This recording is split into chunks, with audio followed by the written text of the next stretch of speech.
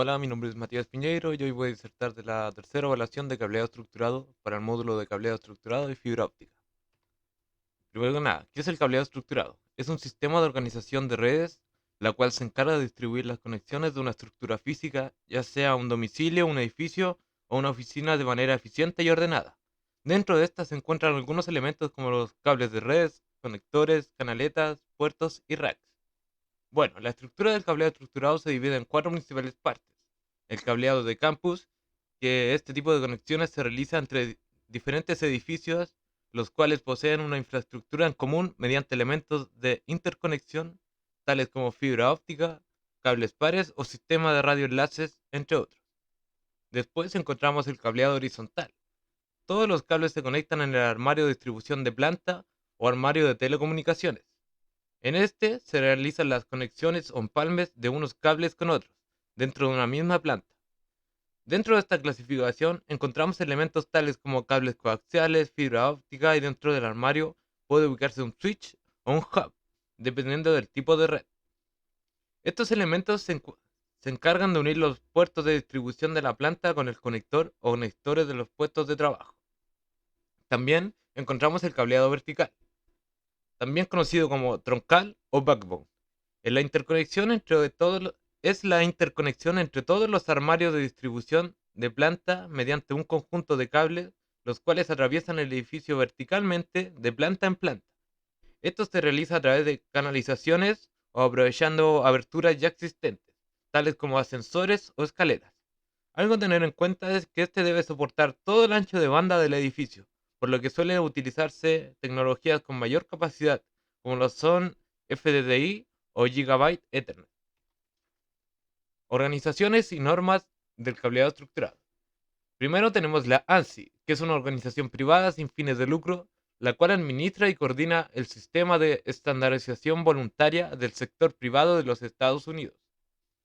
Es, en el sector de cableado se encarga principalmente de otorgar un sistema de cableado de telecomunicaciones genérico para los edificios comerciales. La EIA corresponde a un estándar de sistema de cableado estructurado. Esto quiere decir que es una normativa la cual tiene como principal objetivo definir la forma de cómo se diseña, construye y administra el cableado estructurado dentro de un edificio. La ISO o ISO.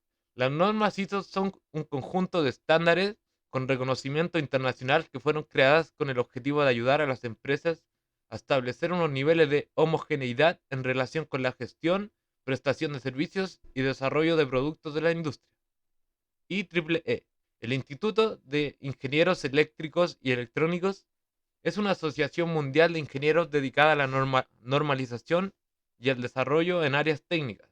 Esta se dedica a promover y divulgar los avances científicos en las áreas de ingeniería eléctrica, electrónica, energética, informática y afines.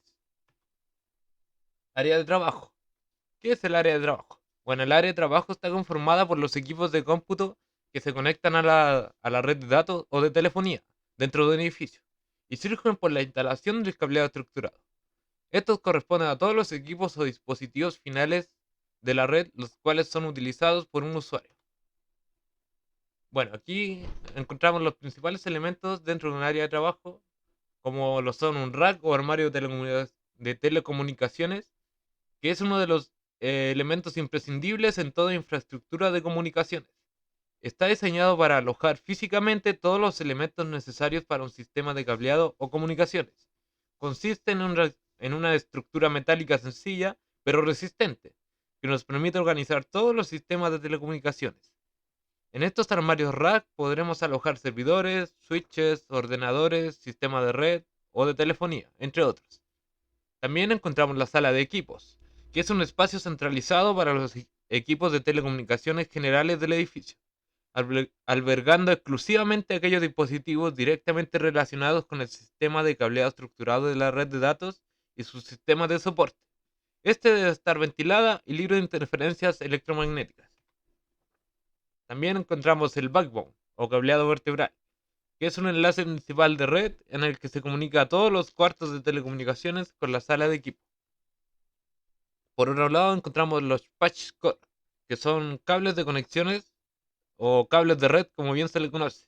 Se usan redes de computadora o sistemas informáticos o electrónicos para conectar un dispositivo electrónico con otro. Dentro de los cables de cobre encontramos distintos tipos. Entre los principales estos tres. Cable de par tensado sin apantallar o UTP, que es el cable de par tensado más utilizado en el ámbito doméstico.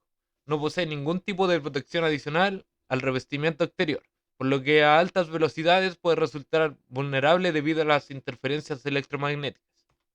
También encontramos el cable de par tensado apantallado o FTP. Este tipo de cable es similar al UTP en cuanto a su construcción interna, pero entre el recubrimiento exterior y los pares dispone de un apantallamiento para mejorar su nivel de protección ante interferencias externas.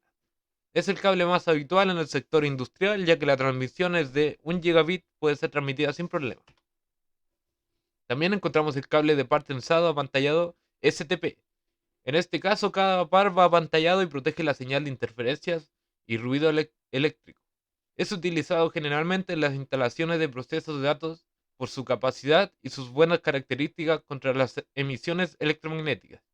Pero el inconveniente es que es un cable robusto, caro y difícil de instalar. Aquí encontramos las diferentes categorías de los cables de red, que van desde la 5 hasta la 8, empezando por la categoría 5, que alcanza una velocidad de 100 megabytes a una frecuencia de 100 MHz y alcanza una velocidad de descarga de 15 megabytes por segundo. Después está su variante, que es el Cat5e, que ya alcanza una velocidad de 1000 megabits a una frecuencia de 100 MHz y alcanza una velocidad de descarga hasta 150 megabytes. Después encontramos el categoría 6, que también alcanza una velocidad de 1000 megabits por segundo a una frecuencia de 250 MHz y también alcanza una velocidad de 150 megabytes por segundo.